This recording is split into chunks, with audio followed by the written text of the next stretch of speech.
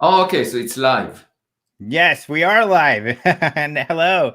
Thank you very much for joining me, Dr. Loeb. This is a great pleasure to be able to talk to you.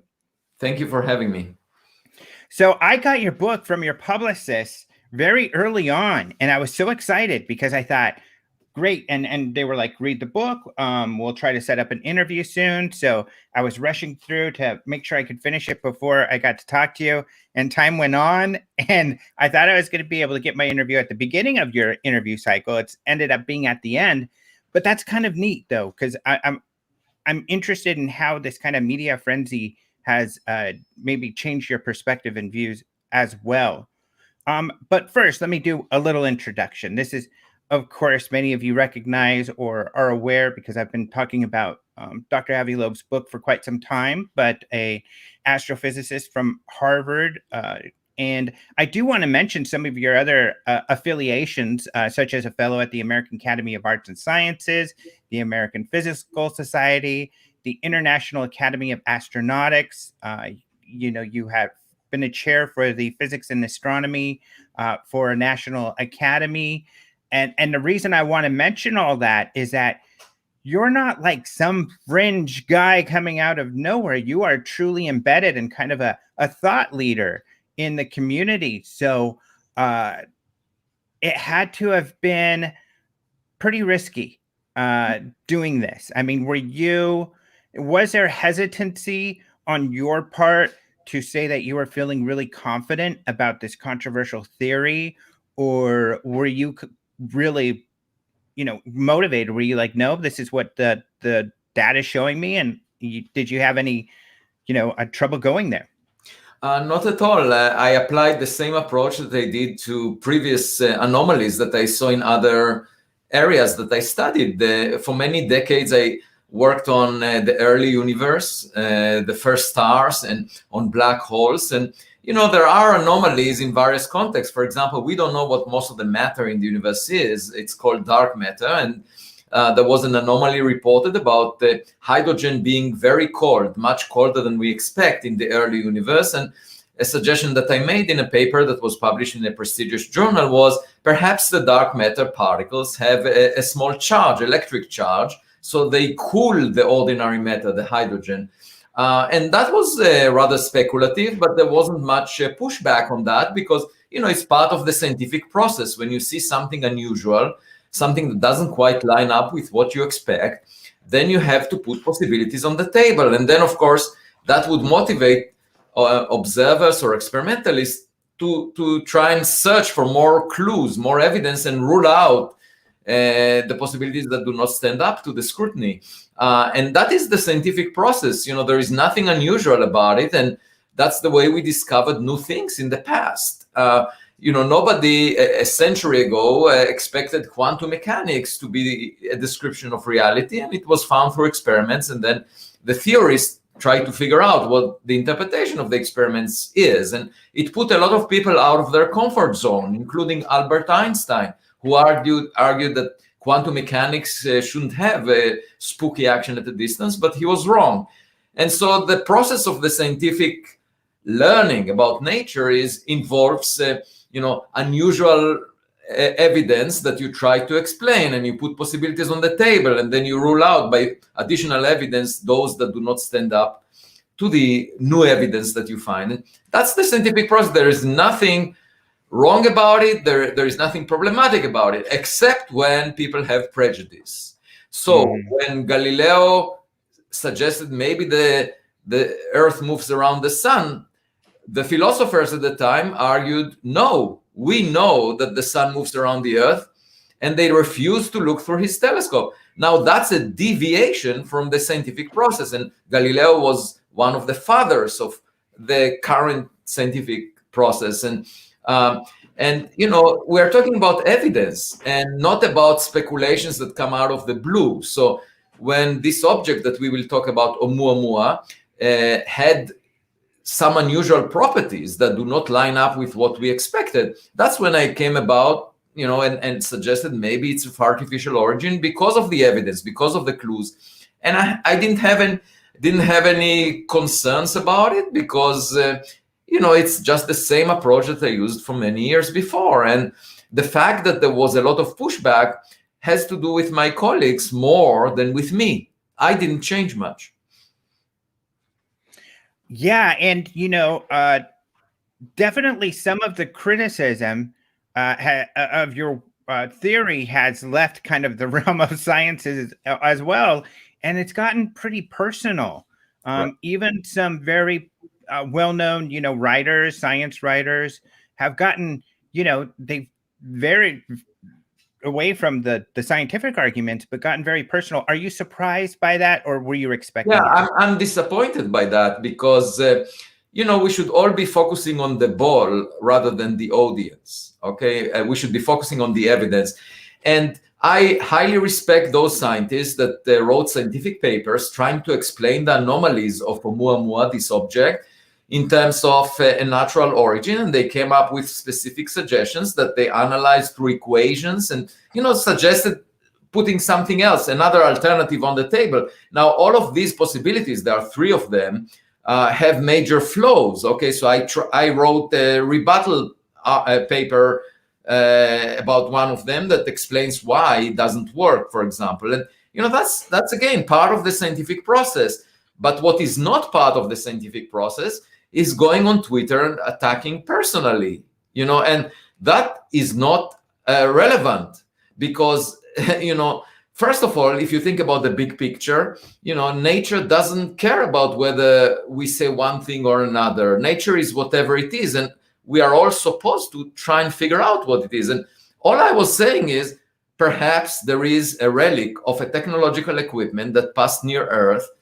And the way to find out is, of course, next time we see something like that, and we should see within a few years another one or many more. Next time we should take a photograph. What's the big deal? There is nothing more commonsensical than that, trying to get more evidence next time around. And instead, you get people extremely upset that this possibility was even mentioned, contemplated, or suggested in a scientific paper, by the way. I didn't just make up the suggestion in the blue, or write a blog about it, or put it in a book. There are many papers that I wrote about Oumuamua that can all be found on my website. And these are scientific papers. So I don't see why people should complain that the scientific discourse includes in it the possibility of interpreting anomalies of an object in terms of technological artifact. Why is that offensive to so many people? The only way I can understand that is either that they are, not willing to discuss this possibility because they want to preserve their image and they put themselves on a pedestal relative to the public that is interested in other, like unidentified flying objects. But again, this is irrelevant because, if you go to ancient history, there was a popular view that the human body has a soul and therefore anatomy should be forbidden. But imagine if science would say, oh, this is a controversial subject. There are lots of claims out there about the human body. We don't want to dissect it at all. Where would modern medicine be? That's inappropriate for science to ignore a subject just because there is some controversy about it. We should apply the best scientific tools we have. And by the way, $1 billion was invested before we detected gravitational waves. $1.1 billion by the National Science Foundation. Without that investment, we would never discover gravitational waves. And the Nobel Prize in Physics was awarded for that. And moreover, gravitational waves have zero influence on our daily lives. Okay, they pass through our body, nothing happens. So I'm asking, why is the funding in the context of the search for technological signatures, relics, more than 1,000 times smaller than that? If the problem is so important to the public and the public funds science, wouldn't you think that there should be at least $1 billion invested in the search for technological relics rather than people ridiculing me and attacking me personally? How wrong, more wrong than that could it be? Funding it in an extremely low level, and then anyone that brings this possibility to the table is immediately attacked personally. What are we? Are we in the dark ages here? Well, I thought it was really interesting when the report on Tabby's star came out because they had gone there they had suggested in their scientific paper that one possibility could be something like the Dyson sphere. And I was shocked that it was fairly well accepted. However, when there was a couple years ago at a SETI conference, there was one of the scientists who did a lecture on technosignatures and kind of around the xenoarchaeology or exoarchaeology, some of the different terms being used for that. And he got a lot of media attention. It wasn't accurate, and he really shied away from it. He was really terrified by the feedback because, unfortunately, they were misrepresenting what he was trying to say. That is a very important insight that you just brought up, because I think the public is starved by the science community on this subject. The public cares about it a lot. And, the success of my book, it became a bestseller shortly after it appeared in many countries. The success is a result of the public being starved on this subject by the scientific community. And I think it's completely inappropriate because, it's not as if the scientific community is supposed to censor the public's interest. Instead, it should respond to the public interest. And if we have the instrumentation, the telescopes to search for technological relics, we should use them for that purpose, because we are supposed to echo the public's interest rather than worry about, how many angels can sit on the tip of a pin, like all kinds of questions that show that we are smart, but do not necessarily echo an interest from the public. There are many such questions, working on the mathematics of anti-de Sitter space. What effect does it have on people's lives? Or arguing that the dark matter is an axion, which is a mainstream discussion in the scientific community. Again, the dark matter has zero impact on our daily lives. There are lots of such questions, and the scientific community, the mainstream, is occupied just with those questions. And when you deal with a question that the public is extremely curious about, no, we should shy away from that. We should shy away from the limelight. It's as if you go to the darkness so the public cannot see what you're doing. I don't understand that. If the public cares about it, I don't feel that I'm on a pedestal relative to. I don't think that science is an occupation of the elite. It's a way of life. Every person should be able to understand what the scientists are doing. And in fact, the scientists should do things that people care about. Okay.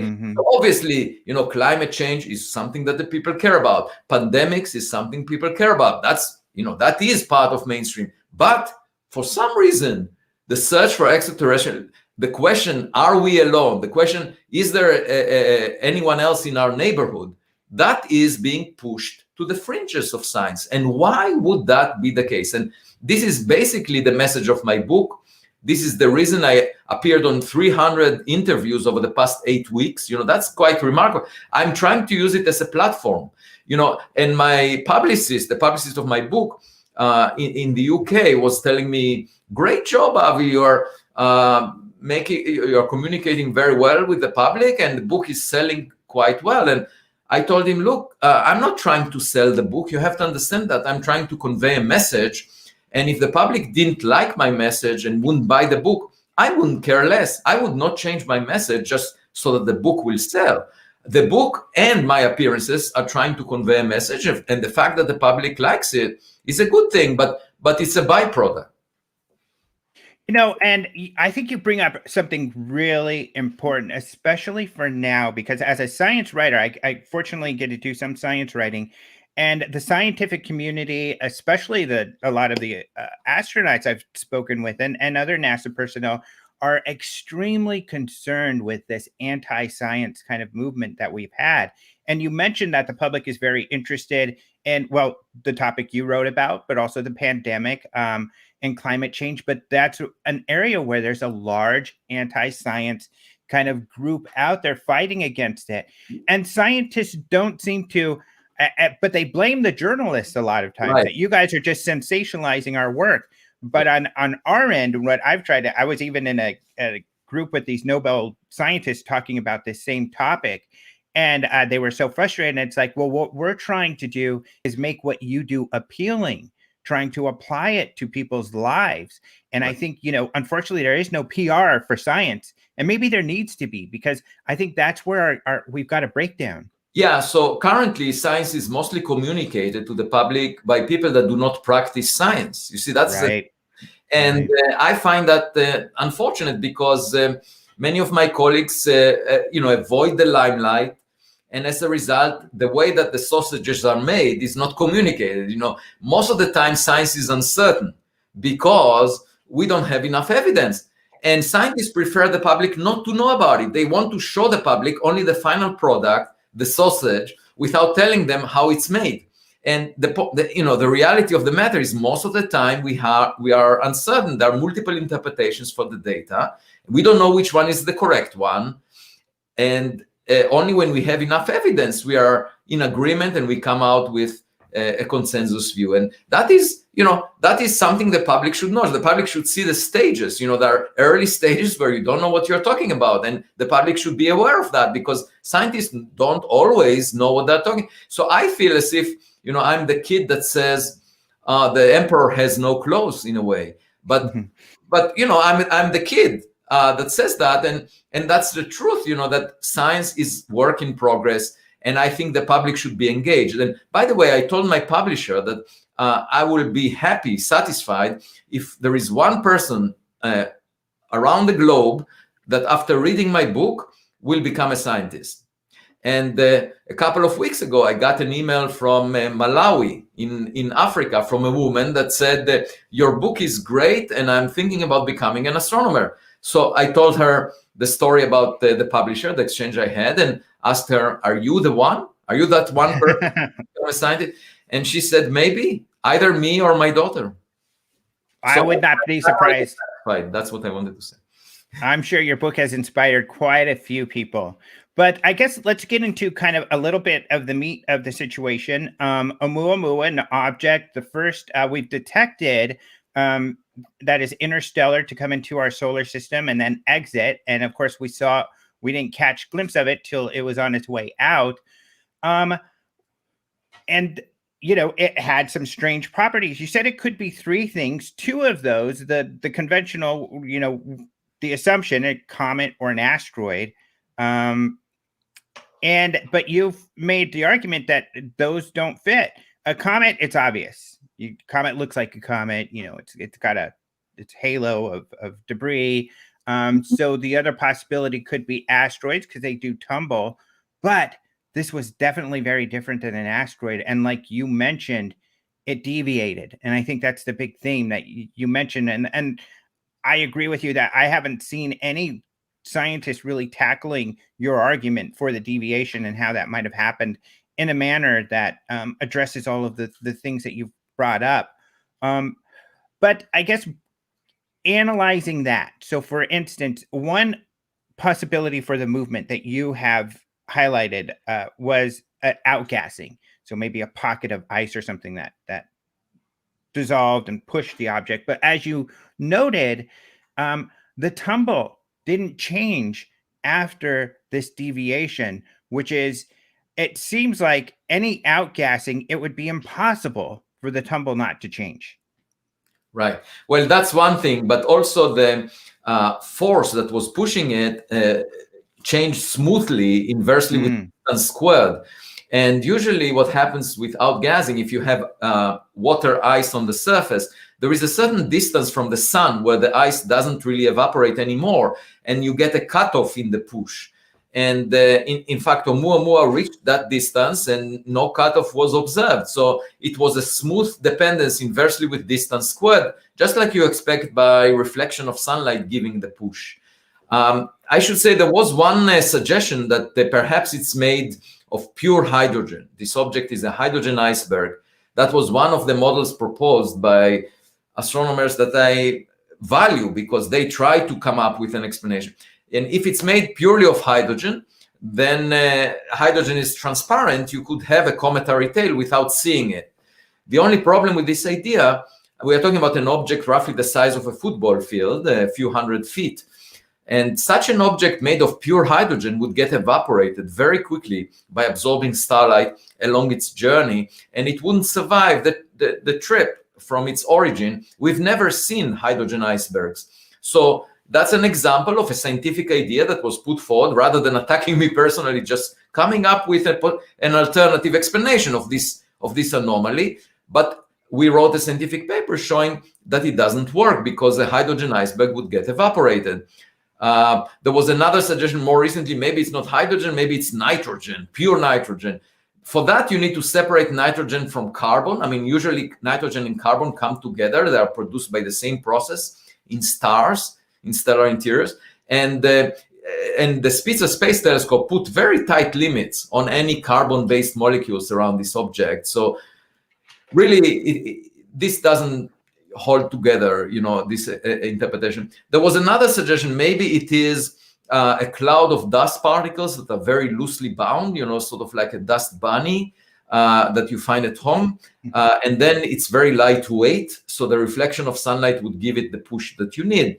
The problem with that is when Oumuamua got close to the sun, it was heated by hundreds of degrees, and such a fluffy dust cloud that is 100 times less dense than air, that's what you need, would not have the material strength to hold together, to have the integrity of maintaining a rigid structure.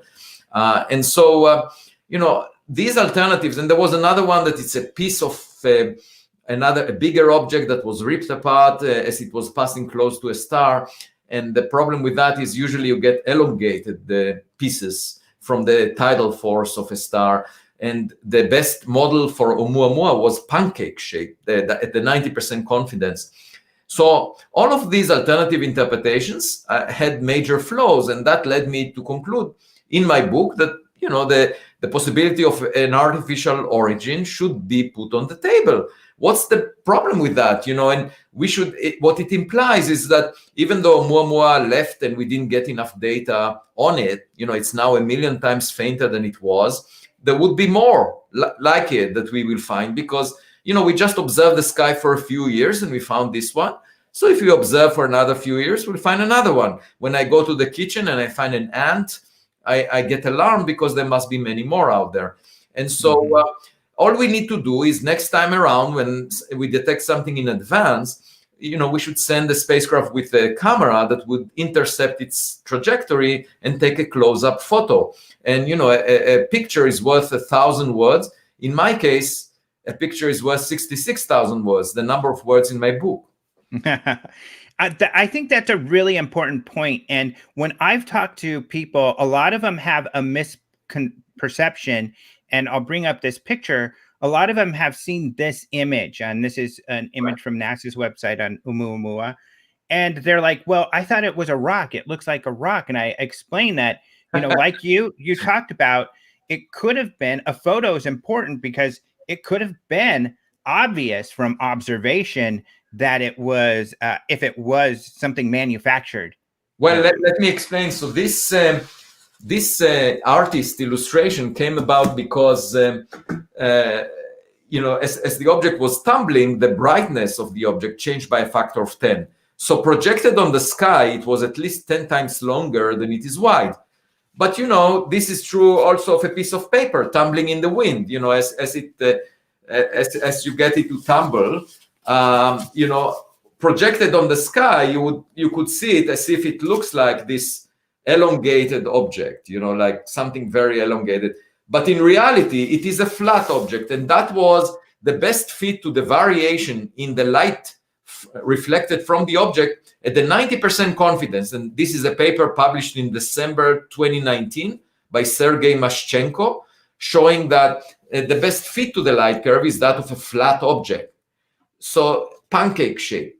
Not a cigar shape, but projected on the sky, of course, when it's tumbling, it looks very long compared to how wide it is.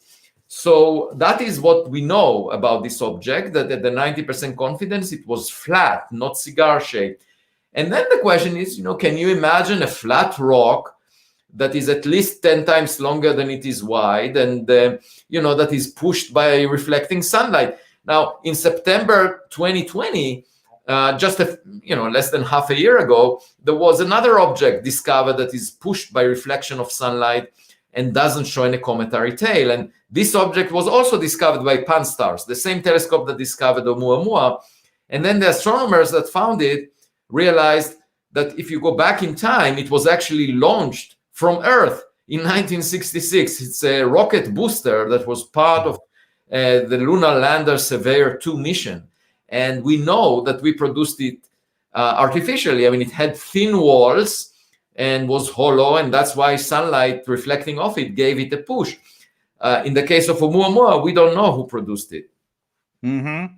And I do want to mention too, and thank you for that. I think that clears up a lot of things for people, that it was most likely flat. So it could have been shaped just like that object or similar to the object that you demonstrated. We just don't know. And with a photograph, we would have known. Exactly. And a photograph offers the advantage. First of all, you can tell if it's natural or not, from the way it looks, the structure. But second, you can decide at that point whether it's worth landing on such an object, because if it's a piece of equipment, that may be more advanced than anything we developed, because we had our technologies only for 100 years, we can decide to land on something like that. And imagine, getting our hands around an advanced technology that represents something that we might develop in our future, like 1 million years from now. Or we can shortcut history and get a glimpse at something that we will potentially develop in 1 million years. That could be amazing. And I talk about it in my book that there is this Oumuamua's wager, which basically says, if it is a piece of technology, the implications are so great that we just cannot ignore that possibility. So not only that I should not be ridiculed on a personal level, but we should consider that possibility and invest funds in searching for more objects of the same and looking at them closely. So we should do much more, not much less.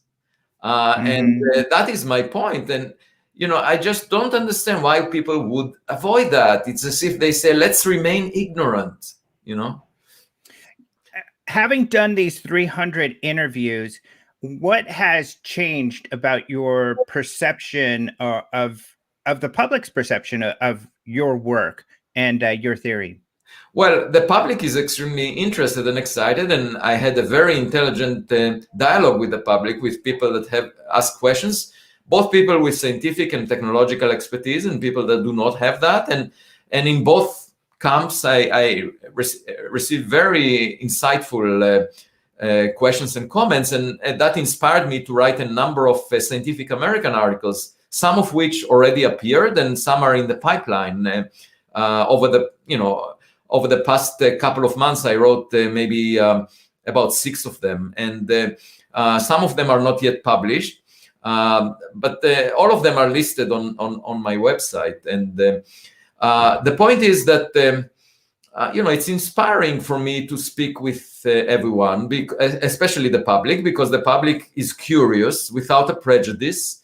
And as part of the dialogue, I get new ideas. And if you block your options, if you basically say, I don't want to discuss it, and you bully anyone that discusses it, I find that really surprising, because it keeps you ignorant, just like the philosophers at the time of Galileo. And of course, people say, extraordinary claims require extraordinary evidence. That's exactly what I'm saying. Let's get more evidence. But if you say in advance that it's never aliens, then you will not get that evidence.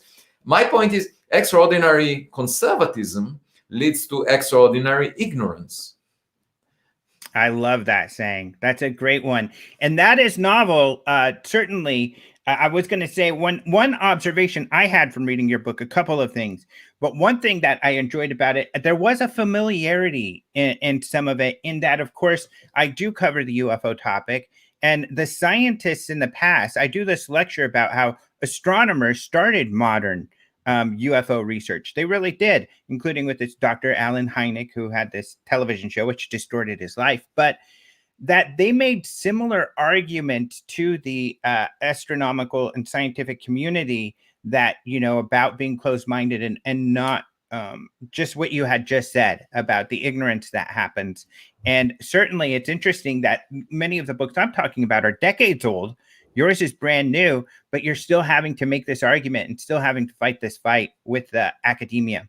Yeah, I find that really unfortunate, because right now, we know more facts about the universe. We know that roughly half of the sun-like stars have a planet the size of the Earth, roughly at the same separation. So, if you arrange for similar circumstances, you might as well get similar outcomes. So not only that we are not at the center of the universe as advocated by Aristotle, the ancient Greek philosopher, but also our backyard is quite common, the Earth-Sun system. And that to me is very encouraging news. It teaches us once again modesty, that we shouldn't think that we are privileged and unique and special, because conditions that we find around us are common.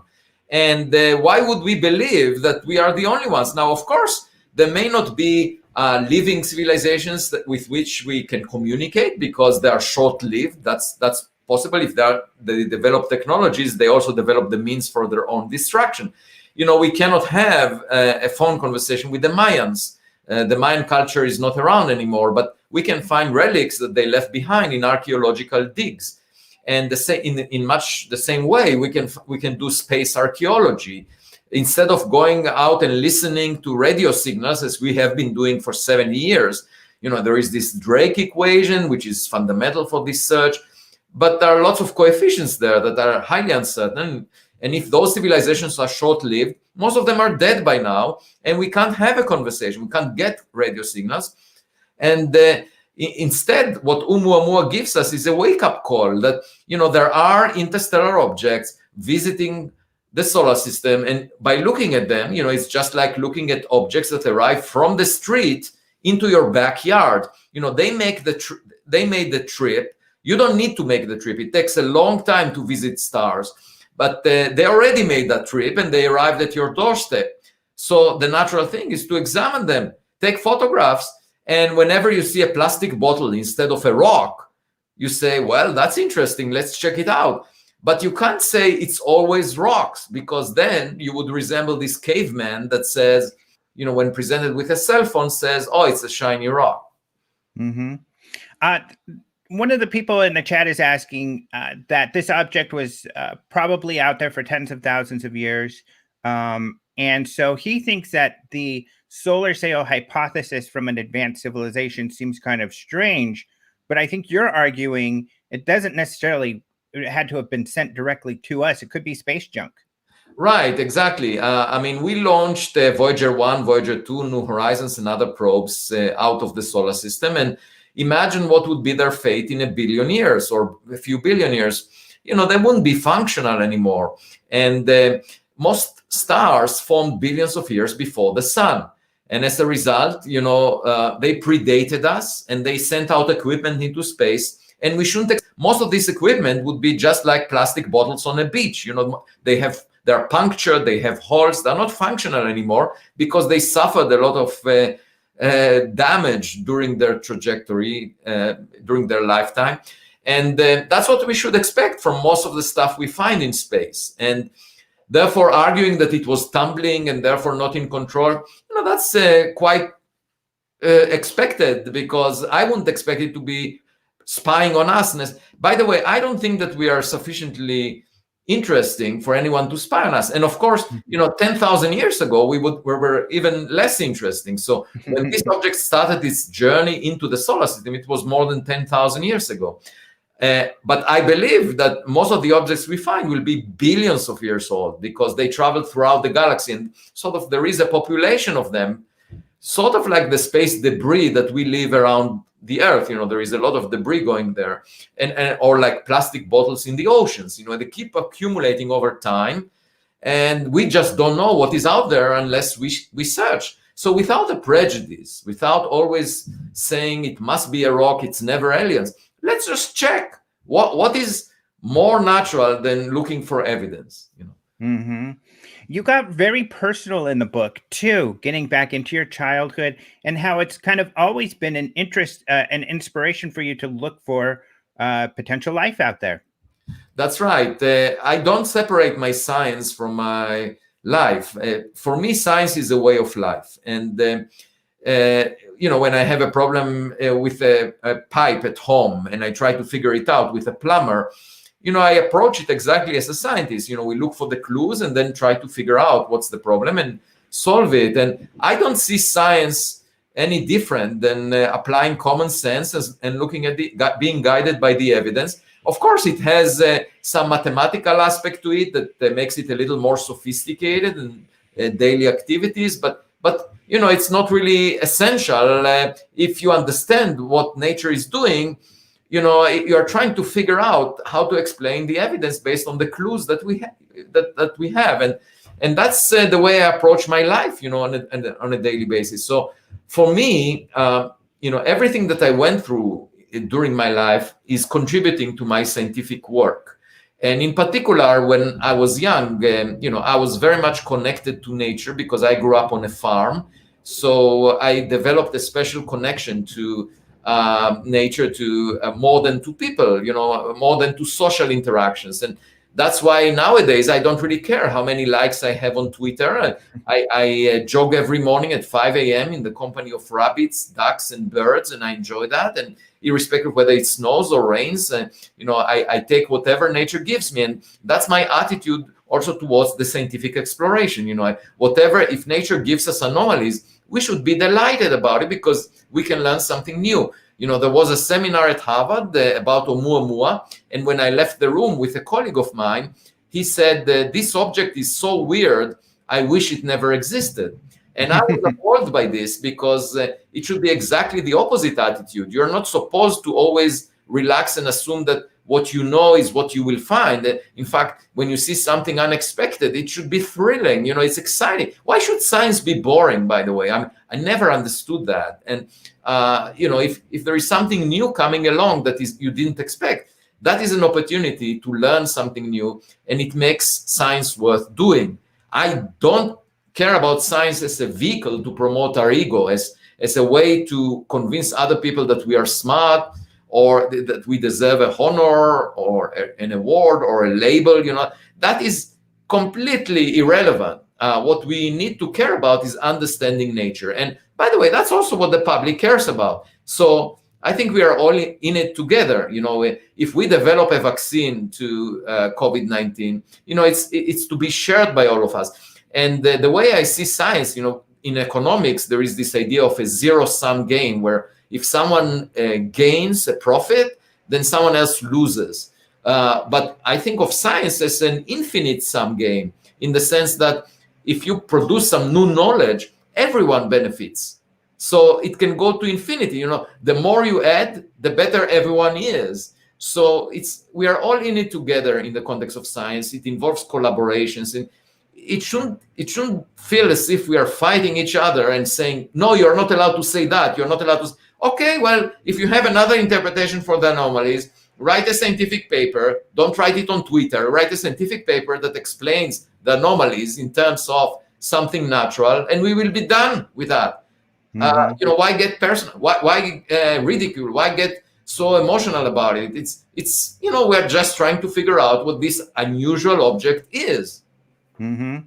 So you must have been excited, such as I was, certainly, and many interested in these sort of topics, when Uri Milner decided to start his breakthrough programs. And of course, you got to be involved with that. And one great part of the book is how you had this limited amount of time to come up with the Starshot project, something I had been really excited about. And I'm excited to talk to you about updates on that project. But essentially using these little solar sails, which is what you feel Oumuamua might have been, which is essentially just actually they even had it on Star Trek, but this little sail that's being pushed by photons, either by laser or by the sun or something like that. By reflection of light, yes. So this is a technology that can either use the sun, but then the speed that you can reach is not very high. By the way, in my book, I talk about the possibility that it can use also the flash of light from an exploding star, a supernova. If you park light sails in the vicinity of a massive star that is about to explode, then the flash of light can push those light sails close to the speed of light. And that's quite remarkable. It's just like those surfers that are waiting for a giant wave on the beaches of Hawaii, and then they surf on it. So you can do that from a natural source of light, an exploding star, and reach close to the speed of light, and then you will, just like dandelion seeds, that are carried by the wind, these sails will be carried by the flash of light into the galaxy as a whole. But this, what we proposed to Yuri Milner, and that's the project Starshot that I'm leading, is to use a laser beam in pushing a light sail, roughly the size of a person, that weighs only a gram or so. And within a few minutes, with a laser beam of 100 gigawatt, it can reach a fifth of the speed of light over a distance that is 5 times the distance to the moon. And then if you send it in the direction of the nearest star, for example, Proxima Centauri, it could get there within 20 years. So that's within our lifetime. If we were to use rocket technology of the type that NASA employed in all the missions until now, then it would take 50,000 years to reach the nearest star. And obviously, we're not that patient because we should have sent it when the first humans left Africa in order for it to reach Proxima Centauri right now. So obviously, this technology allows us to learn more about our environment faster. And hopefully, we're now working on developing or overcoming the challenges that it poses. And I wouldn't deny that my imagination is limited to what I'm experiencing, So in a way, that was preparation for me. Working on this project allowed me to imagine that perhaps Oumuamua is being pushed by sunlight. Mm-hmm. I like the surfing analogy. And there's actually, at Saturday, and just down the street from here, I'm in Encinitas, tons of surfers fighting for waves right now. But I think that the solar sail question, actually, somebody asked a question in the chat. Would it be possible to create a solar sail to send to catch up to Oumuamua? Yeah, in principle, if we had the technology, that would be an ideal use of a light sail. For example, pushed by a laser beam, a powerful laser beam. But unfortunately, we don't have it yet. But what we should do, I think, is have an advance warning for future objects that belong to the same class. And there will be the Vera Rubin Observatory that will become operational in less than 3 years. And it would be much more sensitive to objects of the size of Oumuamua reflecting sunlight, and could alert us of such objects a year in advance when they are still approaching us rather than moving away from us. And if that's the case, if we have a year of warning time, we could contemplate sending a mission that will intercept their trajectory. And if you come with a 4-inch camera, if you come within roughly a distance comparable to the diameter of the Earth from such an object, which is roughly the size of a football field, a few hundred feet, then you should be able to resolve it with that camera. You should be able to get an image with multiple pixels. And that should be our goal, because that is the kind of information that will conclusively demonstrate that it's not a natural object, if it is not a natural. And there should be many out there, and we should just go and search for more. And every time we see an unusual one, we should examine it and get as much information about it as possible. So I'm really guided by evidence, and I want to get more evidence, more information. The only way we will not get that information is if people know the answer in advance. If they say it's always rocks and we don't want to discuss it, only then we will remain ignorant about it. Mm-hmm. I know that you've got to go, so we've got to wrap up. So I guess I'll kind of get to a UFO question, just because I'm sure you've gotten a lot of these sort of questions. And but my question is, there's been a lot of news about the Pentagon actually spending some money looking into some of these incidents that have happened. There is a group I work with, the scientific community of UAP studies, that has gotten scientists who have come out of the woodwork because of that and gotten interested in looking more into these kind of things. Do you think that is appropriate? And do you think, there should be these sort of organizations to look into, not just like Oumuamua, but also some of these alleged, more closer incursions to our airspace? Well, definitely. I think that rather than obsess with Pentagon reports that were based on testimonial evidence and on equipment that was not optimized for the purpose of finding unusual phenomena, and also equipment that is decades old, and by now we have much better cameras, much better audio sensors. And my approach to this is, rather than worry about what the document said, we should just, for anyone that cares about this question, we should deploy state-of-the-art instrumentation, including the best cameras we have right now, and a lot of them, and the audio sensors in the same locations where the reports came from, and see if we detect anything unusual. And rather than rely on testimonial evidence, because of this example that I often like to give about the biblical story of Abraham, that heard the voice of God, and the voice of God told him to sacrifice his only son, Isaac. And if Abraham had a cell phone with a voice memo app, he could have pressed the button and recorded the voice of God, and we would all know if that story really happened. But instead, he didn't have a cell phone, so we have to decide whether to believe his testimony. And that's the analogy I make with reports that are based on people's impressions or people using equipment that was not optimized for the purpose. And I think rather than do that, we should actually use the best equipment we have and go to the same locations. And science is about reproducibility. You have to get you have to be able to reproduce results, because otherwise you don't know whether to believe them. And by going to these locations where the reports came from and using the best instrumentation, we should be able to find out. And why not just do that in a purely scientific way? I love your answer, and that's what I love about science. It's proactive. We don't need to rely. We need to gather our own data to analyze, and it's similar to conversations with the scientists. It's more, government documents aren't scientific data. We need to figure out how to go get that data. So I think that's definitely, and you said the same thing, how we have to deal with potential Oumuamua in the future. Right. And it should all be in the open. You see, there shouldn't be any concerns about conspiracy of the government hiding things.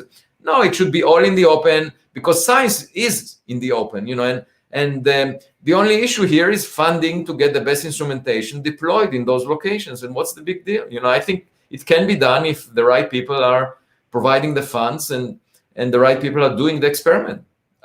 So I'm all in favor of getting more evidence to guide us, rather than arguing forever about whether something that someone said is correct or not. Well, I'm sorry I kept you over a couple minutes. This has been an absolute pleasure talking to you. Thank you so much for taking the time to talk to us this morning. It was a great pleasure. Thank you. Good luck with the book. Excellent book. I loved it. The cover is beautiful too. Excellent book. Thank you so much. Thanks for having me. All right. Thanks everybody for joining. And of course, we will talk with you all later.